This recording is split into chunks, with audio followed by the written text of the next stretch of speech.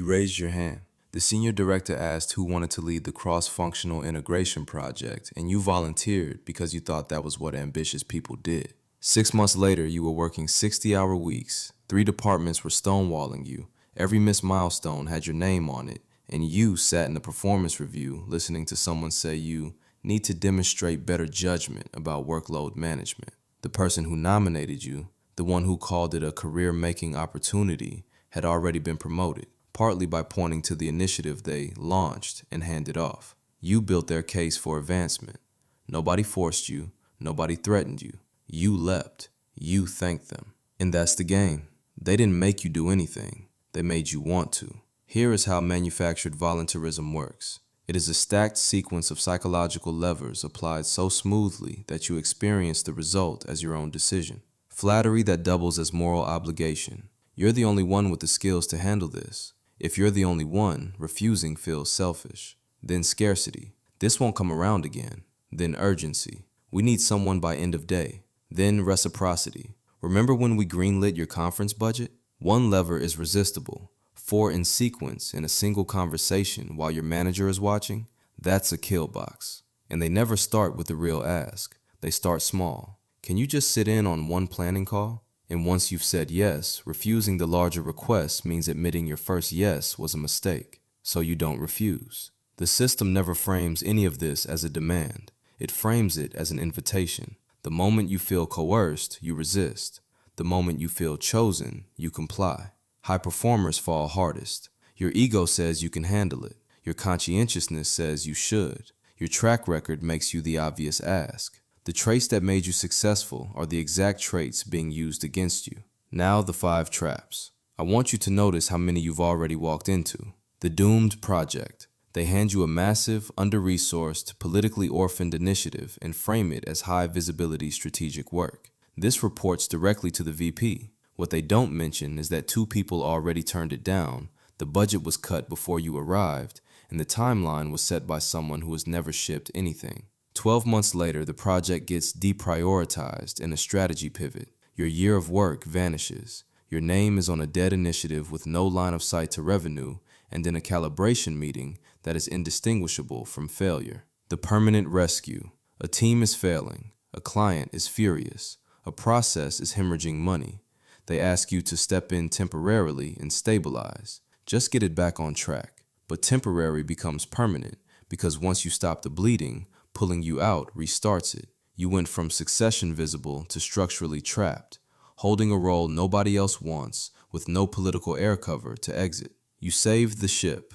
Now you're the captain of a vessel no one will fund. The dead end committee. A cross-functional task force, a culture council, a process improvement working group. Something that sounds prestigious in the announcement email but has no budget, no authority, and no executive sponsor with line of sight to revenue. You spend 200 hours producing a recommendation document that gets received with thanks and filed into oblivion. You added nothing to your portfolio, but you did remove yourself from the work that would have. The development trap. You're so good at this, would you mind onboarding the new hires? Every hour you spend developing others is an hour you don't spend on work that shows up in your calibration packet. The people you trained get promoted using skills you gave them on projects you could have taken. You taught them, they passed you. The showcase trap. They ask you to present the quarterly results, organize the leadership offsite, coordinate the all-hands logistics. You're in front of senior leadership, which sounds like opportunity. It isn't. The work is operational, not strategic. You became visible as someone who runs other people's agendas reliably. Next quarter, guess who they ask again? And the quarter after that.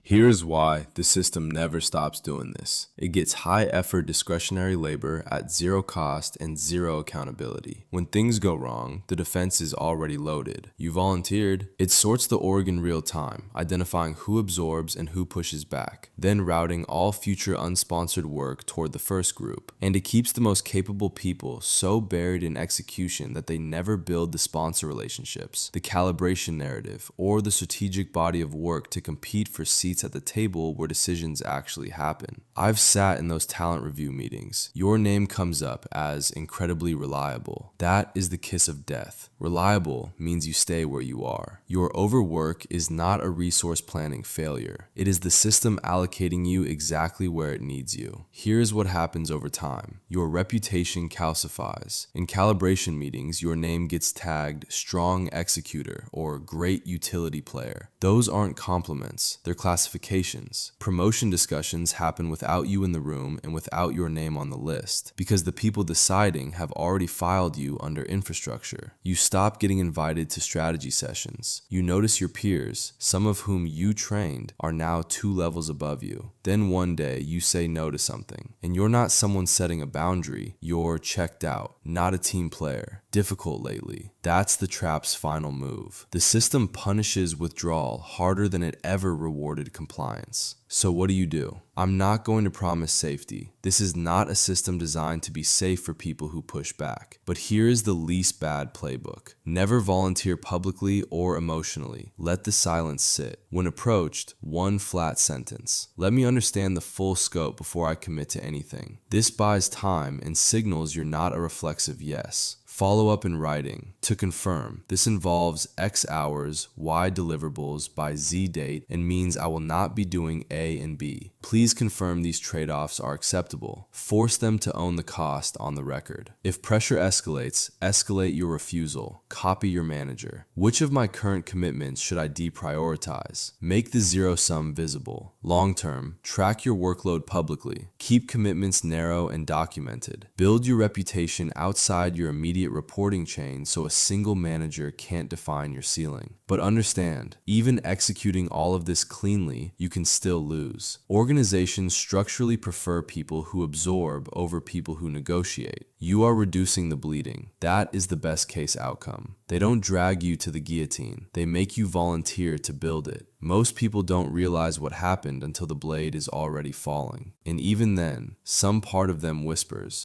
"At least they picked me."